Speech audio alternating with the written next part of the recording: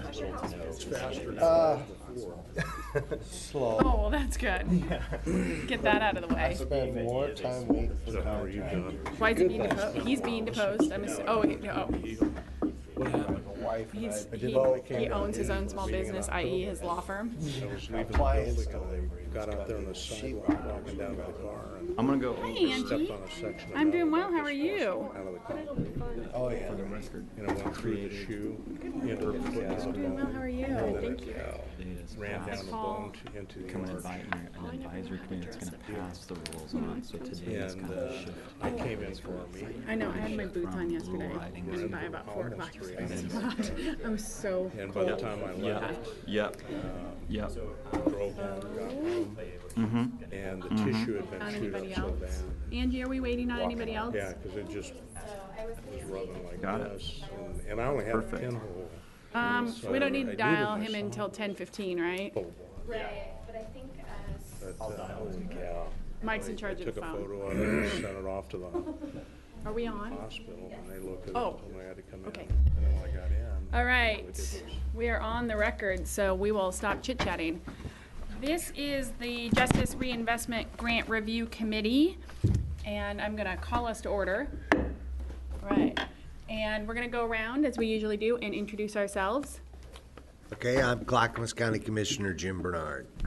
I'm Kiki Parker-Rose, Director of Klamath County Community Corrections, and I represent the Community Corrections Directors. Jennifer Williamson, State Representative, House District 36. Mike Schmidt, Criminal Justice Commission.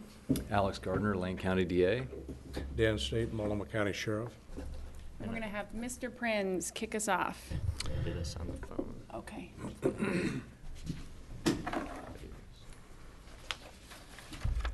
On to you. No, it does not look on to me. Stand down for 1 minute. Okay. I'm a good judge of on, and that's not on. Yeah, that is not on. That phone is not on. There's no phone there. No.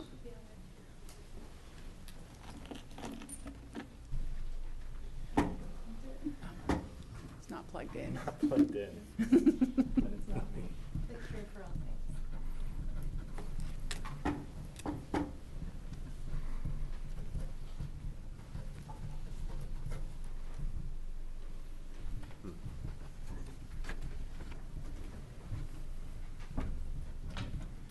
I will go Oh. Can we plug it in up here? Oh, there's a power. We can do it right here. There's an outlet Angie. up here. Oh, I like the extension cord to get it back here.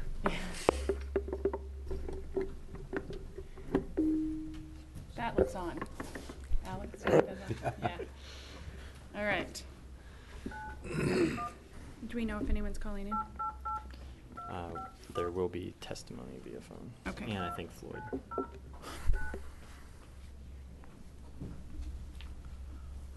It went and worked out already, so I'm beat.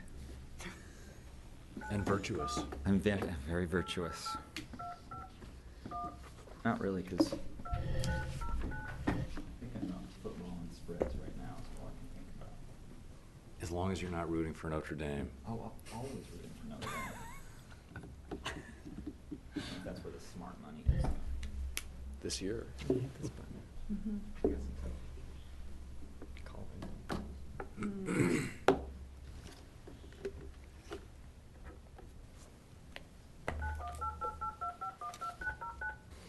It sounds like a phone. So whose responsibility is the metal sticking out of the sidewalk? Somebody's doing services. It must have I been. know that it's gone. They said they removed it. What was it?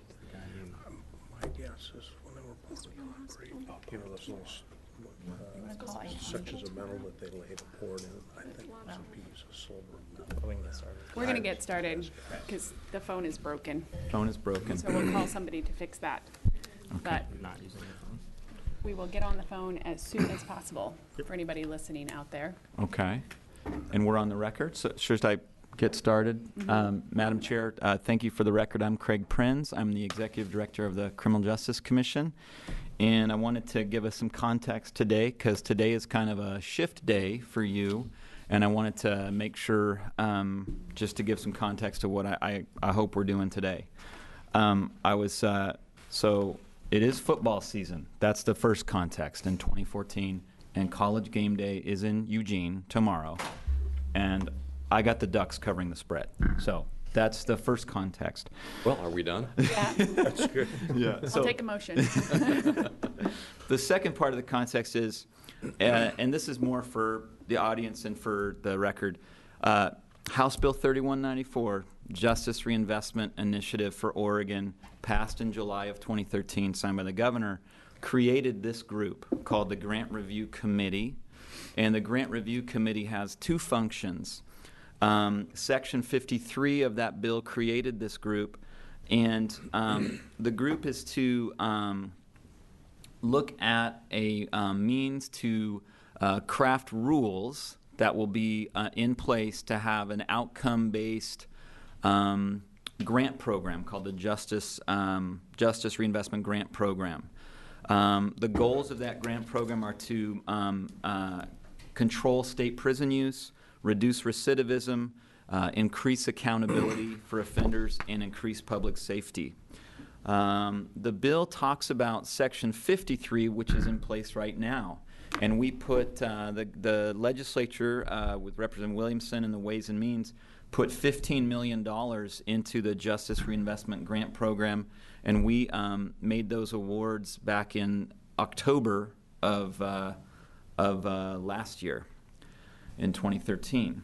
So you have been diligently working to do craft the rules that are going to be in place next biennium, July 1, 2015. The rules state that it states the outcomes we're looking for. It says that the money is to assess offenders and to provide community-based sanction services and programs, that if we do that wisely, the goal is that we can hit those outcomes I mentioned before. The rules in Section 54 state that the cost avoidance will be determined by the legislature with the help of the CJC and the Department of Corrections, the cost avoidance from reduced need to grow prison beds. Right now, we're about 300 beds below where we were before 3194. So when Representative Williamson was looking at the DOC bed forecast during session before 3194, today we were estimated to need to have 300 more beds than we have to have right now. So that's a good thing. So Section 54 is where your role shifts. And so there's two things I'd like to see accomplished today. At the last meeting, I asked, the CJC asked me to ask you to serve as the advisory committee for the CJC in the rulemaking process. And so last meeting, we got on the record questions about if there's a significant adverse financial impact of these rules on counties and small businesses in the state. Today, our goal is to look specifically at for-profit businesses. This is part of the formal rulemaking process. And so for that purpose, you'll be serving as the advisory committee for the CJC as it goes into formal rulemaking. So that's why the agenda, it's a little clunky, but I'm trying to set the record that we're setting up, whether, allowing you to speak into, is there an adverse impact of these rules on small businesses? Now, the testimony for the sheriff wasn't here. I don't know if Tim was able to speak to you, but we pretty much thought, these are not rules that are regulating something. We're not regulating a small business, and say if there was a filbert grower or something like that. These are to give money, to make grants from the state to the counties. So we didn't see a lot of adverse impact other than it will cost something for the county to administer the grant, and we wanted to make sure we can mitigate that cost with the grants. I'm going to hold up. It's okay. Senator Poznanski's trying to call in and join us by phone. Our phone is not working. I let him know. You can call my cell and I can just. Welcome to AT&T's teleconference service. Please enter your access code, followed by the pound sign. There are 1 participants on the call, including you. You are joining your conference as the host. For a menu of available commands, press *#. The senator will be calling in. Okay. So we've asked you to serve 2 functions. One is as this advisory committee, and today is going to be delving into that. Is there an adverse impact? I was saying it's kind of clunky to talk about an adverse impact because we're not regulating any kind of businesses with this. We're looking at a rule process to make grants to counties, and so I think we wanted to establish a record. But my sense is that there isn't a significant adverse impact on business, specifically small business, but I wanted to look at that. So the biggest part of today is that you have been consulting. Hi, Senator. Hi. Hi, Senator. It's Craig Prinz. So up to this point, since the bill passed and over the summer and the winter and now, this year, you have been speaking into what these rules should mean from your association's perspective, from your county's perspective, from all of the things that you know as experts in your fields. And today is the day when you hand over your product, which we could call the proposed rules or whatever you want to call it, and they will then be handed off to the Criminal Justice Commission, my body. Kiki serves on both the Grant Review Committee and the CJC, so she'll be carrying on with this. And that will start the formal rulemaking process. I want to make it clear that today is just the end of your work on the rules and the start of a 3-month process of the CJC working on the rules with the formal Oregon rulemaking process, the hallmark of which is notice and public testimony. So we're going to do a listening tour in October and November around the state to give an opportunity for folks to speak into these rules. And our goal is to have permanent rules done in January of 2015. So today is a day with that will after today your role will shift. You're not done yet on these rules. The shift is then once we have grants and we start eliciting proposals from County Lip 6, your job shifts from rulemaking to being an expert panel recommending to my staff and the CJC whether you think a particular application from a county should be funded or not, if we should try to shift the application in some way. And so you shift from a rule-making consultation function to an expert panel recommending whether or not we fund a specific grant. So that's the context. If you have any questions, I can try to answer them, and if not, we can kick it back. Any questions? Thank you. Thank you, Mr. Prinz. Mr. Schmidt. Madam Chair, I believe we should have joining us on the phone, perhaps he's already there, is Mr. David Van Spiebrek.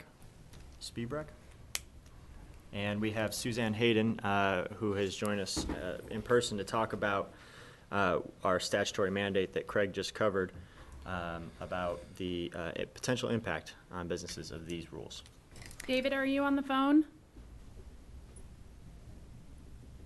Well, why don't we start? Representative Williamson, it's Floyd. So I called in and the phone was not hooked up yet. The host wasn't on. Right. And I had to actually come off and go back on once it was connected. So someone may want to call this gentleman and see. He tried to call in because he may have just got off the phone and hasn't tried back. Okay, thank you. That's helpful. Perhaps I just gave him the conference number via email, so I will see if I can get him to do it again. Excellent. Good morning. Good morning. Suzanne Hayden. I'm the Executive Director of the Citizens Crime Commission. I arranged to have Mr. Van Spaybrook testify today. The basis of our testimony, as mentioned by Craig, is on this issue that I understand is a statutory requirement for an advisory committee to comply with under ORS 183. So he will provide the testimony, but I'm here just in case we have technical difficulties. It could happen. I am a member of the Multnomah County Local Public Safety Coordinating Council Executive Committee, and we have a subcommittee that is called the Multnomah County Justice Reinvestment Steering Committee, and I chair that. So I have familiarity as the chair of that committee of all the public safety leaders in our county on the original grant that we applied for and received, and so I'm here to speak to this issue of the business impact, but also if you have any questions about how we're already implementing what is very close to what rules you are proposing. So I've given Mr. Van Spaybrook a little time, but just so you know, David Van Spaybrook is a partner at the law firm of Sussman Shank. It's a Portland law firm, 30 attorneys and administrative staff. He's a member of the Portland Business Alliance, so he is here representing the Portland Business Alliance. He is the Portland Business Alliance representative on our Justice Reinvestment Steering Committee. So he and I are the citizen representatives on that committee. The rest are public safety leaders in Multnomah County.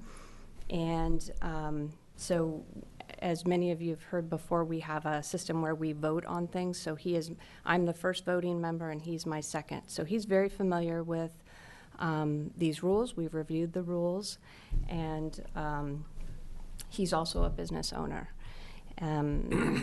So Suzanne, up until this point, in implementation of Multnomah County in the current grant cycle, what kind of impact have you seen on business? Have you seen any? No. And our position in our testimony today is that we do not believe there's any adverse impact on business. This is funding that came to our county in the first grant, and what we've implemented in our county that started July 1, our belief is that it will have a beneficial impact on community members, including business and small business, particularly because it addresses really a repeat offender population that we expect to get better recidivism results out of. I can speak to that a little bit. That'd be great. So in Multnomah County, our Justice Reinvestment Committee designed and implemented a pre-sentence evaluation system that felons who are entering our criminal justice system who are presumptive prison, so they're prison bound, they get flagged in our system and are administered a risk assessment tool, most while in custody, some while if they get released pre-sentence.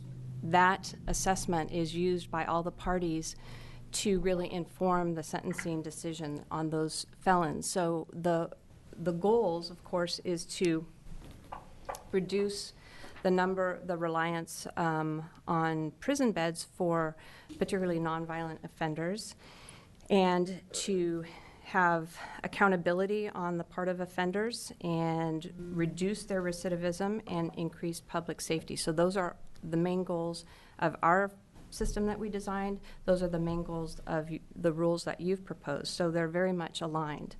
And so what we've done is, armed with that information at sentencing, the thought is from our committee that we'll make more informed decisions about who can safely be supervised in the community, and how we create a more individualized supervision plan to reduce their risk of offending. So the greatest portion of the funds that we received last year, is to provide intensive evaluation of these offenders and also intensive 120-day supervision that includes housing, treatment, workforce training, and mentoring. So we're trying to achieve the best possible outcomes in that initial time period where they're on probation. This does not mean that all of the offenders that are flagged and get this assessment are placed on probation, but it really seeks to expand the number of offenders that were that are available to be placed on supervision in a safe way. So this intensive supervision, along with housing and treatment of a very high-risk population, as we've said before, these are repeat property offenders, drug offenders, makes sense, is of benefit to the community, and we're capturing data as part of our process to really measure the program participants' success, as well as measuring outcomes for people who are not in our program. So we have kind of a naturally occurring population to measure against. And the proposed rules that you are examining and have developed makes this type of system collaboration that we're actually doing in Multnomah County possible, because we would not have been able to do that without that additional funding. And that benefits the entire community, including business. So we do not see any adverse impact, nor do we foresee any adverse impact on business. Great, thank you. I don't know Any if... other questions for Suzanne? So I do have to say, I represent small and large businesses, but I don't own a business myself. So I was hoping to bring Mr. Vince Baybrook. Anyone who's run a law firm knows that is a business. So if there's no other... No. Is that good? Okay. Thank you very much Thank for you. your time. That was very Appreciate it. helpful. All right. Yeah. Okay. If he calls in, maybe we can. Yeah, we can put him on the record if he gets in. All right, Mr. Schmidt. Madam Chair, members of the committee, and of the audience, we printed out the latest proposed draft rules. They're dated 8/25/14 at the top. They have incorporated in them all the changes proposed from members of this committee.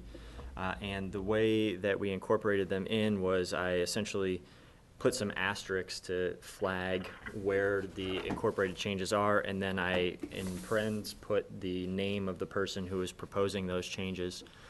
And so we have that for the committee to go over before we make a final recommendation to be passed on to the commissioners. But I'd also like to note that we have received some public comment already. I know that the Criminal Justice Commission received public comment from the Lane County Commissioners, have weighed in on these rules. Partnership for Safety and Justice have given us comments on these rules. The Vera Institute has given us comments on these rules. So we have But those are not incorporated in here. not incorporated into the Right. draft that's in front of you. That's exactly This is right. just members. This is just members.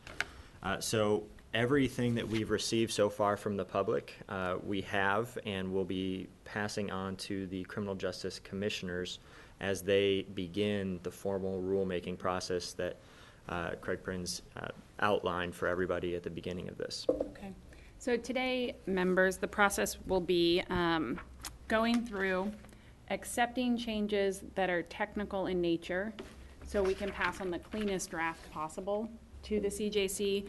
But anything that is controversial or we think needs to be held out for public comment, we will pass it to the CJC looking just the way it does here. So recommended changes from members, but that will be then, that will work through the public process for rulemaking. And we'll leave it up to the CJC and their official process to hammer those things out. So we don't really have a process if there's not unanimity on the board, or we feel like it's something that is controversial enough that it needs to be vetted through a public process. Madam Chair, Yes, Senator. Mike, is that document, was that put out electronically as well, or did you just make copies for the committee there? Senator, it was put out electronically. It was emailed to all the members of the committee at the end of August. Okay, my staff is not caught up with stuff. I'll look for it. Thank you. Can we send it again? Yeah, we can, Senator, we will Craig Prins will shoot you an electronic copy right now so you can find it at the top of your inbox. Thank you.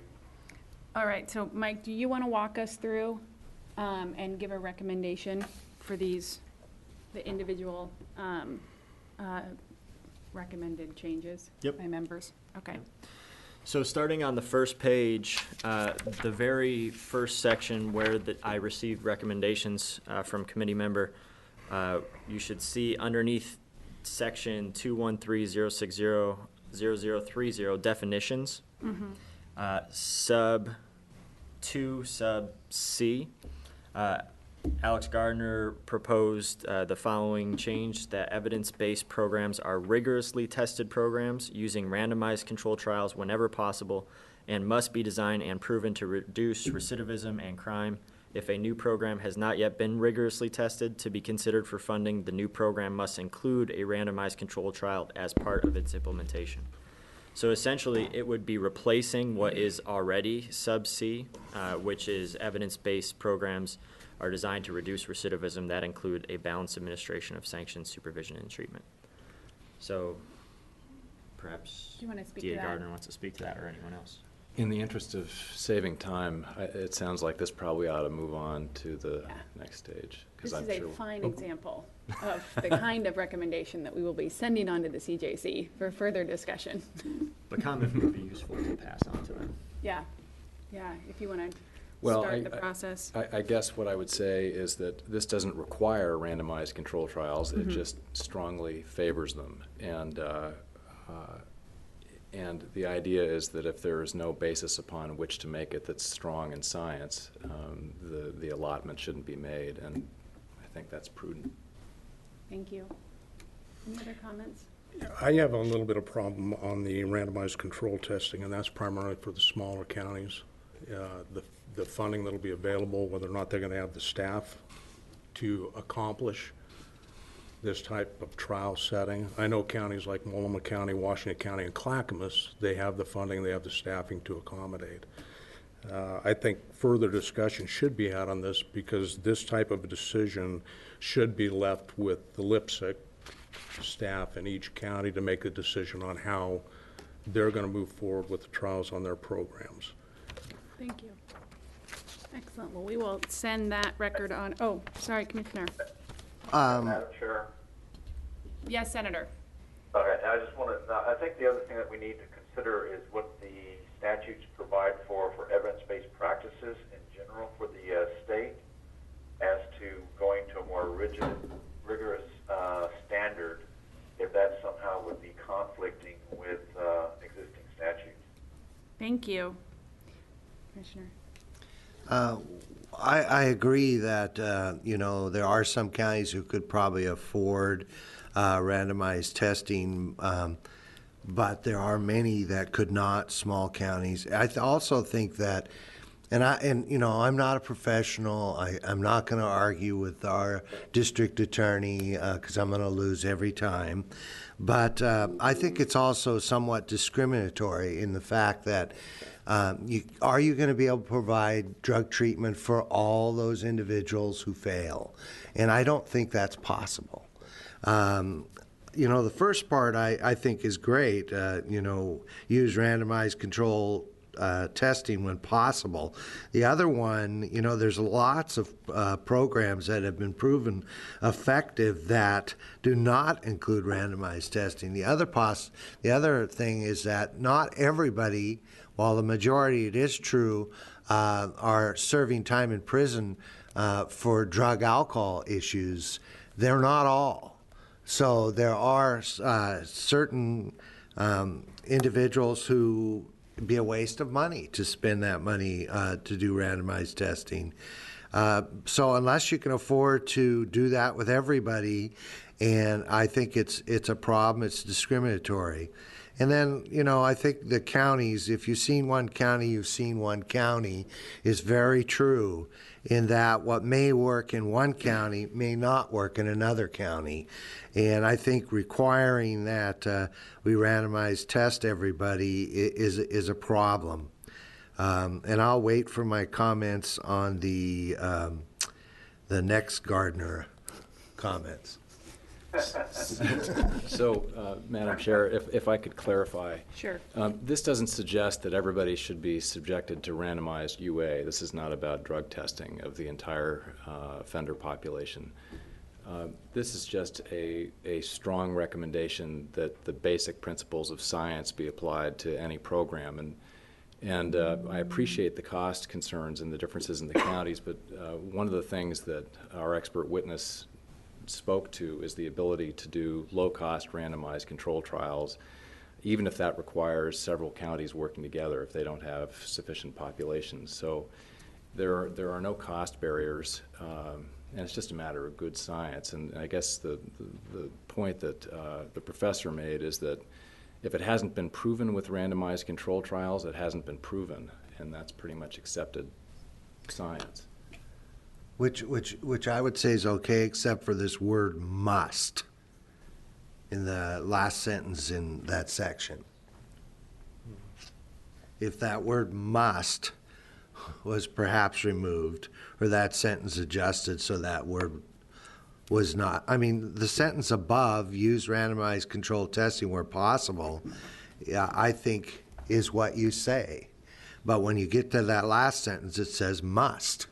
How about if it said should? Could. I mean, should is almost as bad as must. Should be considered. Or preferred. Or preferred would be better. But must, I think, demands that you do randomized testing.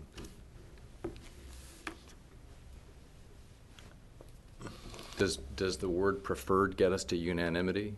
I'm looking at Kiki, who was looking at Scott, and I'm betting No. not. How about preference or something like that? I mean, Alex, I think what I'm hearing is that you want to have the best opportunity to make certain program has some type of legitimacy through this type, and understanding that if that's the goal, then maybe it's kind of like it should be highly, let's say maybe receive higher recognition if it's gone through a randomized controlled test versus one that hasn't? I think, if I may, Senator, the concern is that there's a lot of bunk science out there that's been validated, and I'm putting, quotes around that, with meta-analysis based on very weak research. And for at least from the perspective of the ODAA, part of the beauty of 3194 was the opportunity to do something different and start applying more rigorous science, the sort of science that's used in frankly, validation of 99% of the critical research in the country.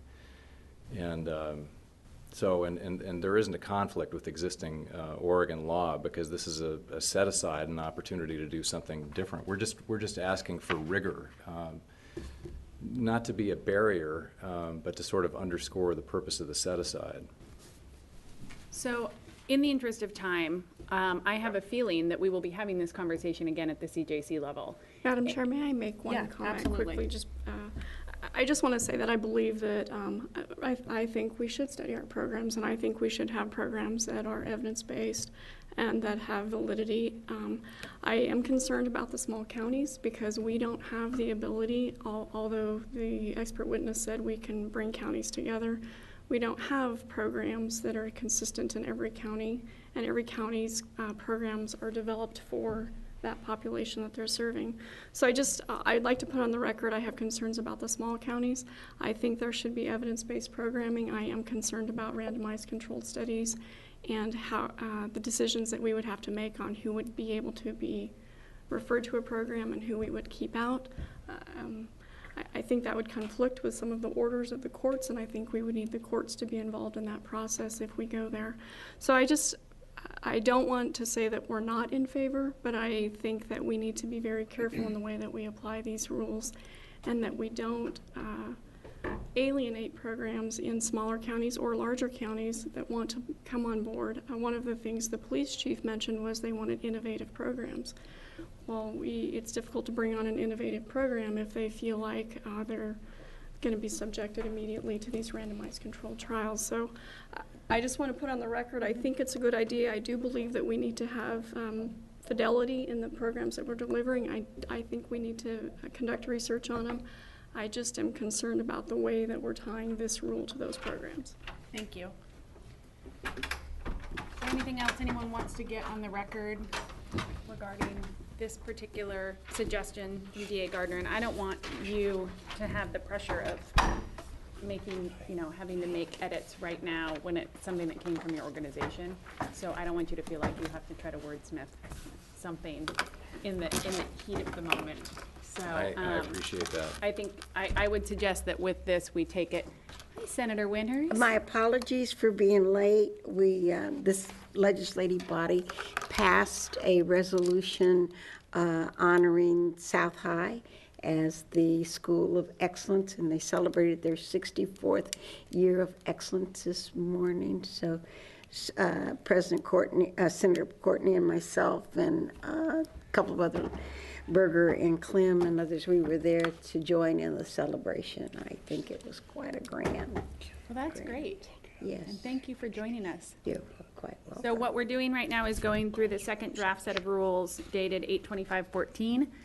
And by asterisk, you can see edits that various members of the committee made. So what we're doing now is going through them, and we're still on the first one, and deciding which ones are technical cleanups that we can make into the draft and which ones are substantive suggestions that we're going to roll up to the CJC. So my suggestion is for the suggestion from DA Gardner that we're looking at right now, that we send that on to the CJC and have the full hearings process to determine whether or not that they accept that suggestion. Okay. All right. The next, thank you, Madam Chair. The next change proposed is under number 6 in the same section. It's the definition of recidivism. And this actually comes from me. I think it's just a clarifying, a way to clarify this. I wrote into the back end of this, recidivism has the meaning provided in ORS 423557 sub A. That is just the first half of the current definition of recidivism, the half that says for any new crime, that's recidivism if you get arrested, incarcerated. And so it subtracts the second half of the definition, which says for any reason. And the reason I do this is because, as some of you know from subcommittees on the Public Safety Task Force, that this has been an issue. It's come up in Senator Winters' subcommittee on the specialty courts, and I think that there is consensus to ask the legislature to amend that recidivism definition to just the sub A, and I know it'll be under consideration of the legislature in 2015.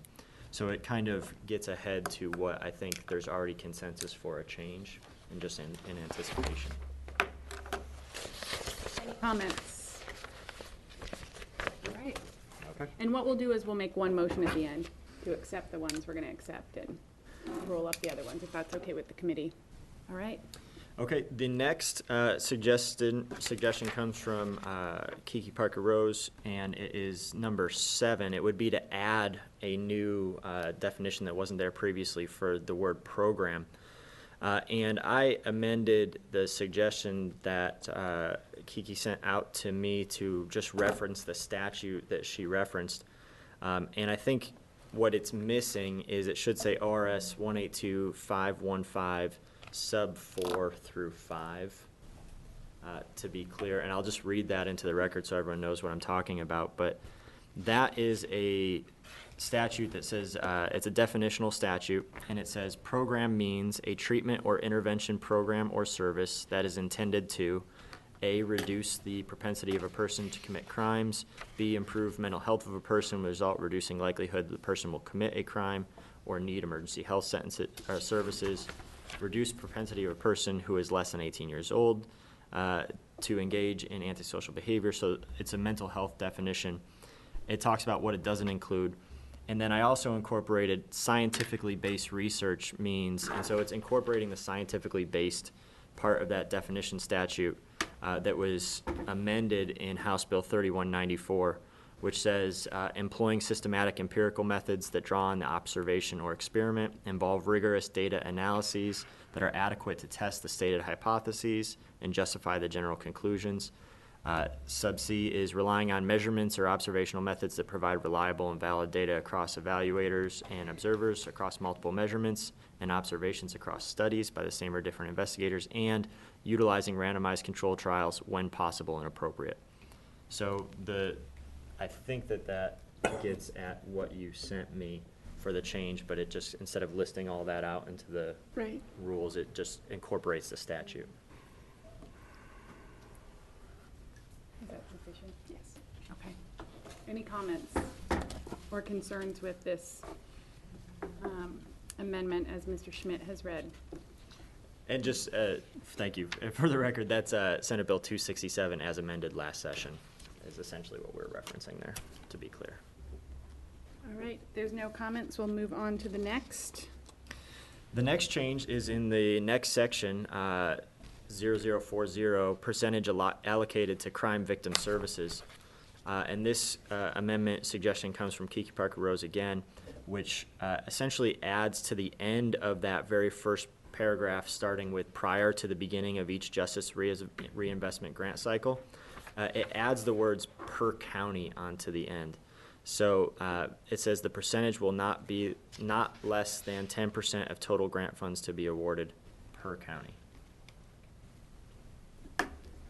So it makes it clear that I believe this is so that only one application comes per county. Oh no, this is a different one. That's a different one. Yeah. Do you want to talk about that, Kiki? We just didn't know if it was going to be 10% of the entire fund of 3194, or if each county would be able to allocate the 10%. So that's why we talked about just the county percentage would be 10% of the county's percentage of the allocation of 3194. It was just to clarify that. Right. And I don't know if we've actually established that or not. That was just one of the things our group talked about. Right. So actually this, to comment on this, and I think the later, the edit from DA Gardner, I don't know where it is, but on the Victim Services Fund, I don't think that's been established yet. What we've talked about is 10% off the top of the total fund, creating a pool, and then how it is divvied up based on applications, whether counties come in together, or essentially it's a policy discussion about whether or not a county is who grants out those dollars through their LIPSEC, or if the CJC does. And so I think that's a decision for the CJC to make, because I don't think we have unanimity on this panel as to how that money is distributed. Okay. But I do think that we established, and please correct me if I'm wrong, that the 10% is off the top of the fund itself, as opposed to county by county getting back the 10% of their own dollars. Okay. Does that mesh with what everybody else thinks we ought to? And that's where the competitive piece for the victim services comes in. Right. I'll wait to comment on that till we get to that Yeah, section. yeah. I just wanted to put that out there, that I think that's the conversation that both of these edits address, so. I see the equity in Kiki's proposal. I just, for the smaller counties that maybe multiple counties are being served by one victim services organization, it would be sort of hard to do the math on that. That's my only concern. Right. And to make sure that we don't disadvantage those kinds of collaborations Right. inadvertently is the concern that I have, I understand. so. The next recommended change also comes from Kiki Parker Rose again. It's under grant applications, sub 2, and essentially this just is a clarifying amendment that would change the word "and" to one application to make it clear that each LIPSIC would only be applying one application for Justice Reinvestment Funds, that you couldn't have competing applications coming from the same county, for example. Thank you. Okay. I believe the next one comes from DA Gardner. Grant application review criteria is the section 0060. And this suggestion kind of goes with the preamble to this section, which did read, in general, or does read, in general, grant applications should provide for ways to measure efficacy. There should be specific, measurable, achievable, realistic, and timely design. The grant review committee and the commission will review and evaluate each grant application based on the following criteria. DA Gardner's amendment would be to change those words to, in general, grant applications should include any previous rigorous testing of the program in Oregon or any other jurisdiction if available. RCTs, meaning randomized controlled trials, are the preferred method of rigorous testing and will be given the greatest weight. If the proposed program has not previously been rigorously tested, any application must include a proposed RCT in its implementation. So it'd be subbing that word. Mm-hmm. This seems so closely related to the first I was topic. going to say, does anybody have anything to add to the previous conversation about random controlled trials? Or can we rest on that record and send this along with the previous recommendation, If I CJC? if I could suggest the latter. Yes, absolutely, you can. All right.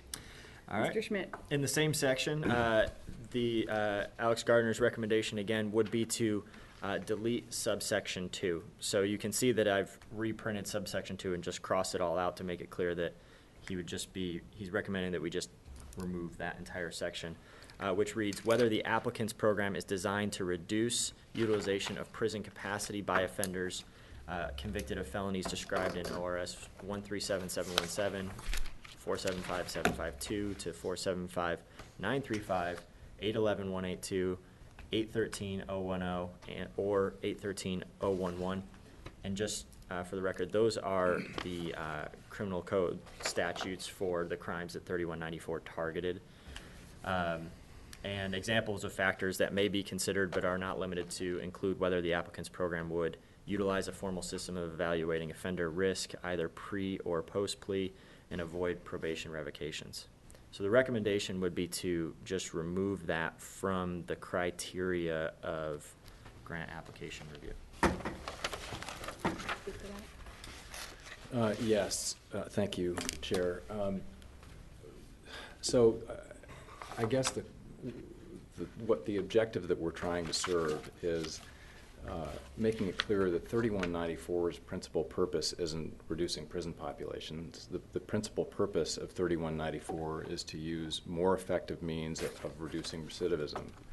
And we all realize that we can't fund this if we don't also reduce the prison population. But the principal purpose of the legislation is to do something good, to have a favorable impact on crime rates. And so I thought we thought it was misleading to sort of suggest that what we're trying to do is empty the prisons and these other things are incidental. It's not. Mm-hmm. Well, I thought restating the purpose, all across the country they're trying to reduce prison population. Even states such as Texas is working to reduce prison population. I think this is just restating the purpose of this bill, and the only thing that I can. I just think that restating the purpose of the bill is important to be within this this criteria, because that is the purpose, is to reduce. It says reduce utilization of prison capacity by offenders convicted of felonies described by the laws, and I just think it's important to restate that purpose. Any other comments? I concur with the commissioner. I think it outlines specifically what it is we're trying to accomplish, and one of the pieces that we're talking about is what are evidence-based practices, and those practices that will help us decide who to send to prison and who we shouldn't, and that's what this example given of utilizing a formal system of evaluating risk, either plea or post, is part of that process. So I don't have a problem leaving it in the rule. So send it on to the Send it up. Okay. All right. The next suggested edit comes on the following page, comes from Kiki Parker Rose. And this edit would be removing two sections that are in there. And those sections are talking about the public safety of the four prongs that the grant review rules are getting at, the public safety prong, and removing these criteria, whether all, sub A, whether all law enforcement agencies operating within the county timely submit uniform crime report data to the Oregon State Police on a quarterly basis so that public safety can be measured. So those are the UCR reports that are already required by law for law enforcement agencies to submit. We'll probably just go one at a time on that.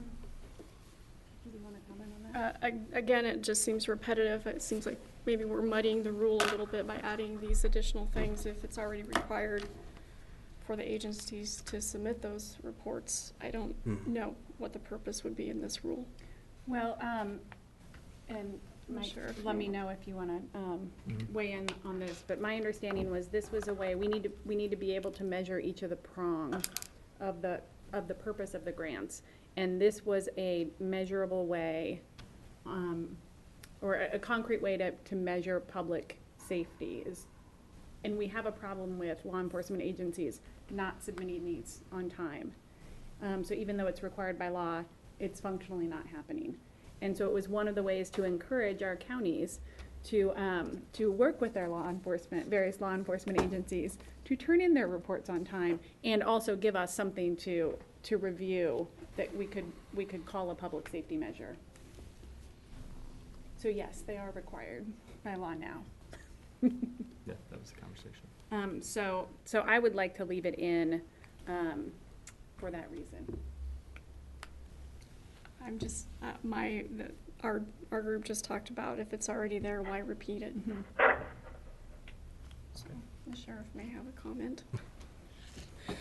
I'm not sure that it's necessary to put this in. Most of the agencies, well, all of the agencies, quite frankly, they have a time requirement on the reporting processes, and I don't think that it's something that has to be added into this document to ensure it's being accomplished. We have reporting responsibilities to the state and to other agencies throughout the state, and I don't think establishing this is going to impact that at all. We're just adding another rule to the paper. Well, I think our hope was that if our grant from our LIPSEC grants were being measured on whether or not their local officials were turning in their numbers, that it might encourage those who aren't to turn them in. That's why it's in there. It also changes the timeline to a quarterly Yeah. basis to get it in more frequently. I still, All right. based on my interactions with other agencies, I know that they're quite timely on their reporting processes. I guess my concern, even though it is the law, counties don't have any control over local police departments. And that's what it's saying, right? And we don't have any control over local police departments, so we're kind of being held responsible for whether the local police department is adhering to the law or not. So that's, restating it in this kind of puts us in that position. Because I used to be the mayor of a mayor also, and I can tell you that we could care less what the county thought. I see that tension in this, yes. That's a valid point, though. When there's money in the pipeline, we can collaborate and do collaborate, and peer pressure has a favorable impact sometimes. That's the hope. That's The spirit of this. Well, I'm comfortable letting CJC figure that out. Okay. The next suggested amendment would be to remove subsection B, which says a statement regarding total operable county jail capacity, what percentage of that capacity is being used at the end of each quarter, and how many persons were forced released during the prior quarter so that capacity and pressure on the jail can be evaluated. Again, that came from Community Corrections, and our concern was this isn't specific to 3194 population, and this rule is specific to that category of crimes that we talked about before. So as it is stated, it's not clear that the issues with jail overcrowding and those types of things have to do specifically with those crimes identified in 3194. Yeah, Madam Chair, I think what was thought at the time was that this is underneath the public safety prong, and jail capacity is a public safety issue in a lot of counties, and it's a very vital issue to how a lot of decisions are made in the local counties. So the idea was to collect this information, and it's not suggesting that a county be graded in its application of this information, but rather the information be collected so that it can be evaluated and kept track of by the local public safety officials in the county as they're working through implementation. Again, it just appears it's putting something into 3194 that is not the subject of 3194 when we're talking about these specific crimes. I understand wanting to measure the capacity. We in Klamath County have a capacity issue, but when we're talking about these rules, we're talking about specific crimes, and this is talking about a full population of a jail facility. This doesn't articulate very well. We report the jail capacities on a monthly basis. If you're looking for a segment of that population in the jails, that's something that would have to be structured for. If we're talking about 3194 and those that are actually involved in that. So it makes it a little bit difficult. What you're saying here, it doesn't really articulate well. If you're talking about jail capacity, there isn't one sheriff. They can't tell you today what his capacity is and doesn't keep a daily watch on that capacity. So the way this is written, it does not address what it is you're actually asking for. Does anyone have an issue with accepting Kiki's amendment?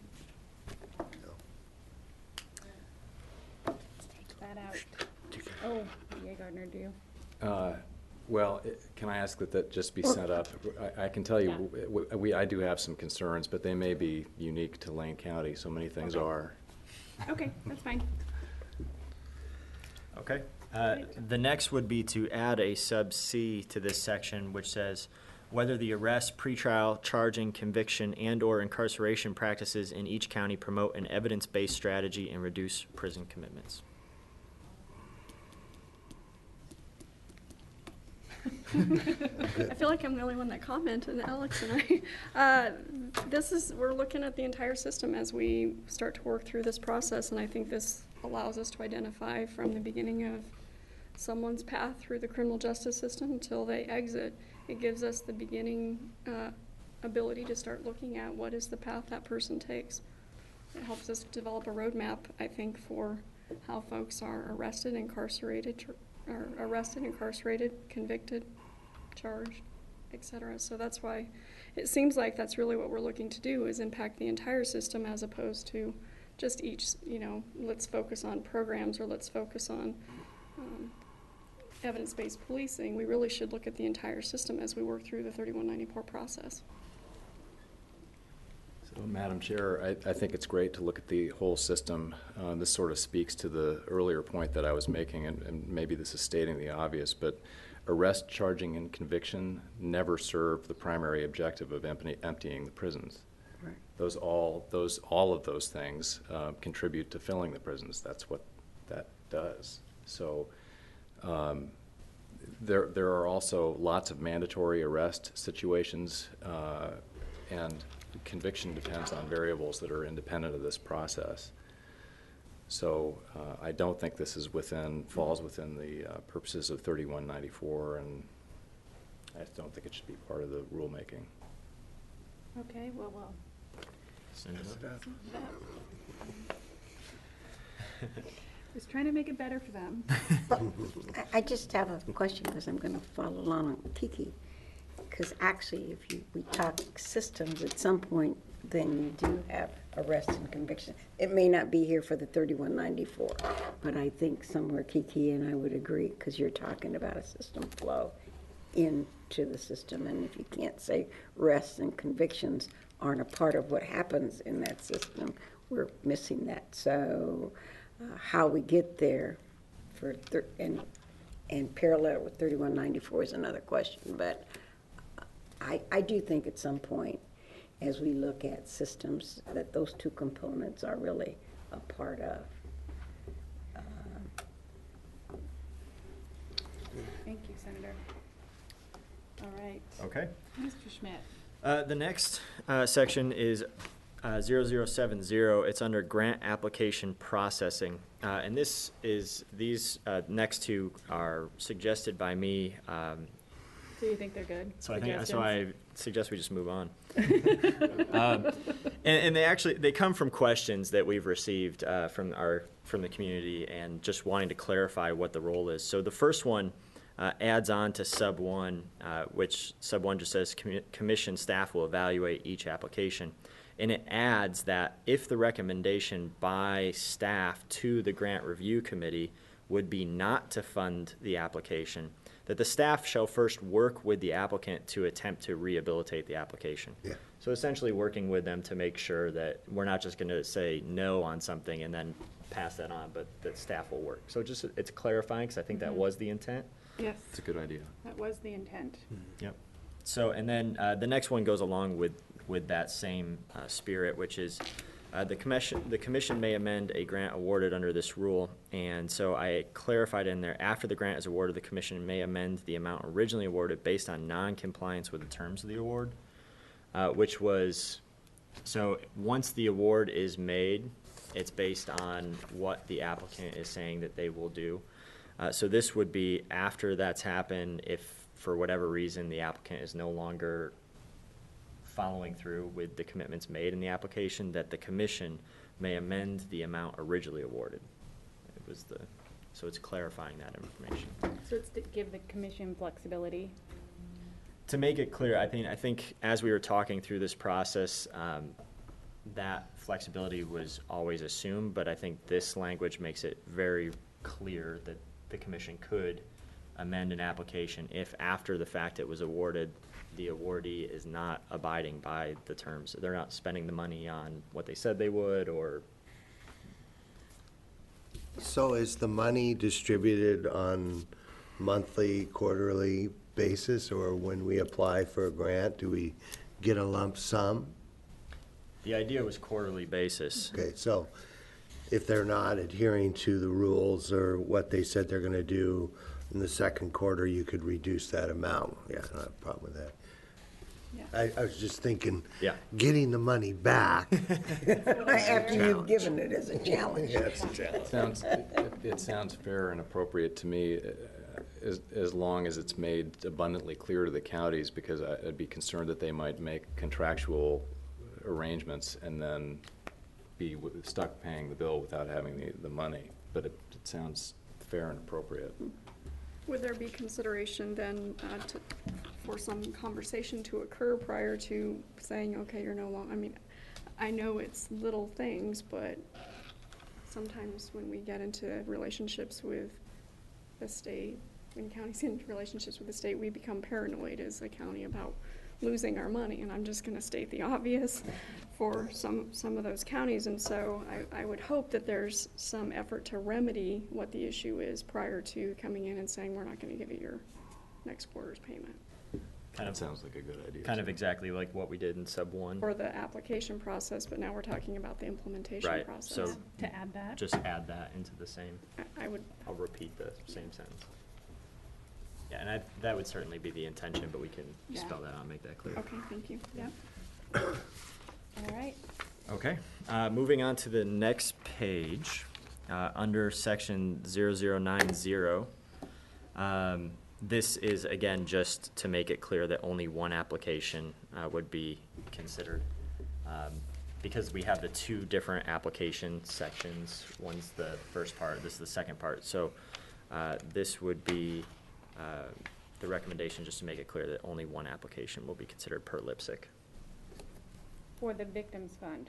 Right, so this would be kind of actually back to the earlier recommendation by Kiki that said Right. per county. It So- kind of gets it to the difference between county and. And some of Victim these service providers. edits were done prior to the last discussion about making it a more of a competitive Right. process. And I guess I would say that my concern would be if a county decides to apply on their own for one program and in collaboration with another county for a different program, I wouldn't want them to be precluded from being part of a consortium or something because they've also got an individual program that they would like to fund. Right. So that's my concern with that. Maybe it's not necessary anymore, I don't know. I think it's gonna be based on how ultimately the victims' funding is gonna be distributed. Send it up. Yep. Okay, on to the next section. This would be section 0100 underneath grant application review criteria.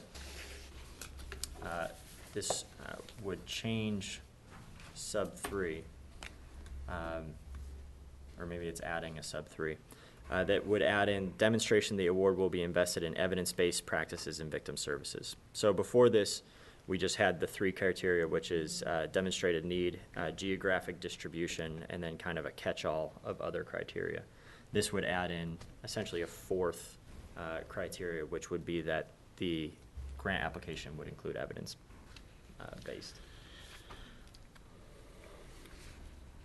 Any comments? I think that's fine. Okay.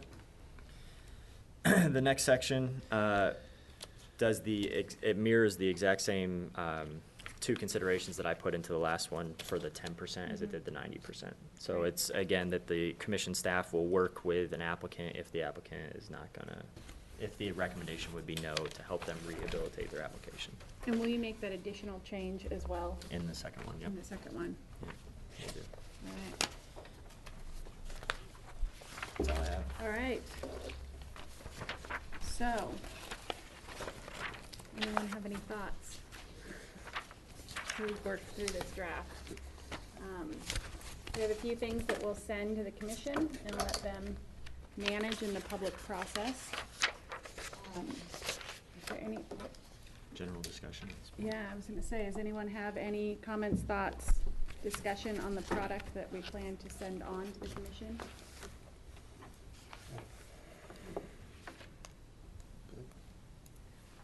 I will take a motion, if someone would like to make one, to send this up to the commission. So moved. For a second? Second. As amended. As amended, yeah. Thank you. So, all in favor, aye? Aye. Opposed? Aye. All right. All right, so we have our recommendation to the commission. I want to thank everyone for working on this process and coming into this, not sure what our process would end up looking like. And I think we did a pretty good job getting a work product pulled together that I think will help the commission navigate this. We've done a lot of their work for them, so they should be grateful to us, I think. I can tell them that, Toby. So, are there any final comments? Anything else for the good of the order? Mr. Prinz, do we have everything done we need to get done? Good, thank you. Excellent. So next time we meet, we'll be giving out money, reviewing applications. So, thank you all, and we will see each other again sometime in the future. With that, we're adjourned. Thanks. Good night, everyone. Bye, Senator. Thank you. Yep, have a good day. Have a good weekend. We want them to have money. And this will give them an